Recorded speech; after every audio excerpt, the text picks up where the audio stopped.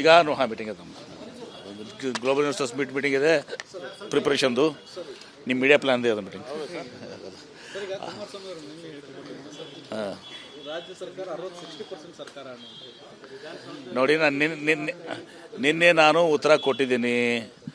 ಕುಮಾರಸ್ವಾಮಿ ಅವರು ಈ ಮೊನ್ನೆ ನಡೆದಂಥ ಚುನಾವಣೆಯಲ್ಲಿ ಹಿನ್ನಡೆ ಆದಮೇಲೆ ಅವರ ಅಸ್ತಿತ್ವಕ್ಕೆ, ಪಕ್ಷದ ಅಸ್ತಿತ್ವಕ್ಕೆ, ಅವರ ಅಸ್ತಿತ್ವಕ್ಕೆ ಪ್ರಶ್ನೆ ಉದ್ಭವ ಆಗಿದೆ.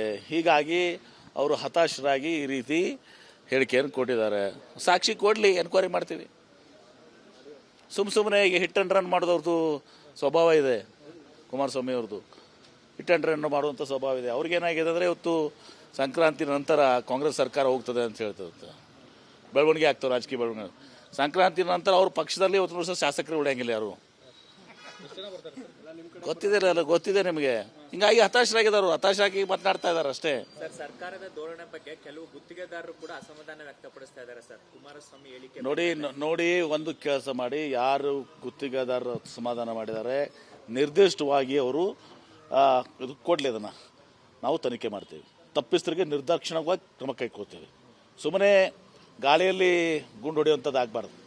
ನಿರ್ದಿಷ್ಟವಾಗಿ ಕೊಡ್ರಿ, ಇಂಥ ಇದರಲ್ಲಿ ಇವತ್ತು ಸಹ ಅವ್ಯವಹಾರ ಆಗಿದೆ, ಆ ಸಂಬಂಧಿಸಿದ್ರು ಕೊಡಿ. ಸುಮ್ಮನೆ ಯಾರು ಹಂಗೆ ಆಗಿದೆ ಹಿಂಗಾಗಿದೆ ಹೇಳಿದ್ರೆ ಉಪಯೋಗ ಆಗೋದಲ್ಲ. ಅದು ಹೋದ ಸಲ ಏನಾಗಿತ್ತು, ಕೆಂಪಣ್ಣವರು ವರದಿ ಇದ್ರಾಗ 40% ಕಮಿಷನ್ ಕೊಟ್ಟಿದ್ರು ಅವ್ರು BJP ಸರ್ಕಾರ ಇದ್ದಾಗ.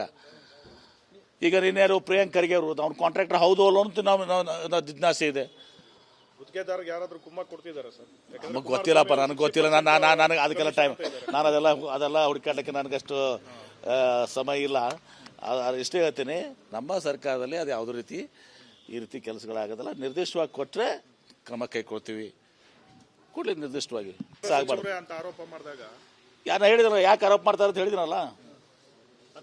ಪಾಪ ನಾನು ನಿಖಿಲ್ ಕುಮಾರಸ್ವಾಮಿ ಅವರು ಯುವಕರು ಅವ್ರ ಬಗ್ಗೆ ನನ್ನ ಸಹಾನುಭೂತಿ ಇದೆ.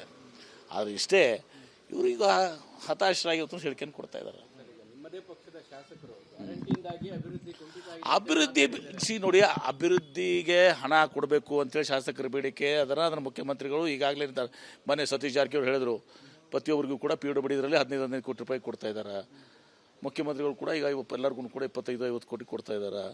ಹೀಗಾಗಿ ಅದಕ್ಕೆ ಅಭಿವೃದ್ಧಿಗೇನು ಹಣದ ಕೊರತೆ ಇಲ್ಲ. ಗ್ಯಾರಂಟಿನೂ ನಾವು ಅನುಷ್ಠಾನ ಮಾಡಿದ್ದೀವಿ, ಅಭಿವೃದ್ಧಿನೂ ನಾವು ಮಾಡ್ತೀವಿ. ಅದಕ್ಕೆ ಯಾರು ಗಾಬರಿ ಪಡಬೇಕಾಗಿದೆ ಅಂತಲ್ಲ. ಸ್ವಾಭಾವಿಕ ಇರ್ತದೆ, ಹೊಸದಾಗಿ ಬಂದ ಶಾಸಕರಿಗೆ ಭಾಳಷ್ಟು ಒತ್ತಡ ಇರ್ತದೆ. ನಮಗೆ ಅಷ್ಟು ಕಡಿಮೆ ಇರ್ತದೆ, ಸ್ವಲ್ಪ ನಾವು ಮಾಡಿರ್ತೀವಿ ಕೆಲಸ. ಅಲ್ಲಿ ಹೊಸದಾಗಿ ಬಂದ ಶಾಸಕರು ಭಾಳ ರಸ್ತೆ ಕೇಳ್ತಿರ್ತಾರೆ, ಸ್ಕೂಲ್ ಬಿಲ್ಡಿಂಗ್ ಕೇಳ್ತಿರ್ತಾರೆ, ನೀರಾವರಿ ಯೋಜನೆ ಕೇಳ್ತಿರ್ತಾರೆ. ಸ್ವಾಭಾವಿಕವಾಗಿ ಪ್ರೆಷರ್ ಇರ್ತದೆ. ಅವ್ರು ಇದಕ್ಕೆಲ್ಲ ಕಾರಣ ಯಾರು? ಹಿಂದಿನ ಸರ್ಕಾರ ಬೇಕಾಬಿಟ್ಟು ಕೆಲಸ, ಬಜೆಟ್ಗಿಂತ ಫಿಸಿಕಲ್ ಡಿಸಿಪ್ಲಿನ್ ಏನಿದೆ, ಆರ್ಥಿಕ ಶಿಸ್ತನ್ನು ಮೀರಿ 70,000 ಕೋಟಿ ರೂಪಾಯಿಗಿಂತ ಹೆಚ್ಚು ಕೆಲಸ ಮಾಡಿ ಬಿಲ್ಲಿಟ್ಟು ಹೋಗ್ಬಿಟ್ಟಿದ್ದಾರೆ. ಯಾರು ಕಾರಣಪ್ಪ ಇದಕ್ಕೆ? 70,000 ಕೋಟಿ ಅವ್ರು ಮಾಡಿದಂಥ ಎಕ್ಸಸ್ ಬಿಲ್ಸ್ ಏನಿದಾವೆ, ಪೆಂಡಿಂಗ್ ಬಿಲ್ಸ್ ಇಟ್ಟು ಹೋಗಿದ್ದಾರೆ. PWDಯಲ್ಲಿ, ಇರಿಗೇಷನ್ನಲ್ಲಿ, ಮೆಡಿಕಲ್ ಎಜುಕೇಷನ್ನಲ್ಲಿ, ರೂರಲ್ ಡೆವಲಪ್ಮೆಂಟ್ನಲ್ಲಿ, BDಯಲ್ಲಿ ಬೇಕಾಬಿಟ್ಟು ಲಾಸ್ಟ್ ನಮ್ದು ಅಂತ ತಿಳ್ಕೊಂಡು 40% ಕಮಿಷನ್ ಮಾಡಿ ಹೋಗಿದ್ದಾರೆ, ಜಾತ್ರೆ ಮಾಡಿ. ಅದಕ್ಕೇನು ಹೇಳ್ತೀರಾ? ಥ್ಯಾಂಕ್ ಯು, ಬಿಡಿ. ಎಲ್ಲರಿಗೂ ಕೊಡ್ತಾ ಇದ್ದಾರೆ, ಎಲ್ಲನೂ ಕೂಡ ಒಮ್ಮೆ ಆಗಲ್ಲ. ನಾನು ನೀರಾವರಿ ಮಂತ್ರಿ ಆಗಿದ್ದಂಥವನು, ಅಂಥವು ಎಲ್ಲರಿಗೂ ಕೊಟ್ಟಿದ್ದೀವಿ. ಈಗೂ ಕೂಡ ಮುಖ್ಯಮಂತ್ರಿಗಳು ಎಲ್ಲರಿಗೂ ಕೂಡ ಕೊಡ್ತಾರೆ. ನಮ್ಮ ಮುಖ್ಯಮಂತ್ರಿಗಳು ಹಣಕಾಸಿನ ವಿಚಾರದಲ್ಲಿ ನಿಮ್ಗೆ ಗೊತ್ತಿದೆ, 16-17 ಬಜೆಟನ್ನು ಅವರು ಮಂಡನೆ ಮಾಡಿದ್ದಾರೆ.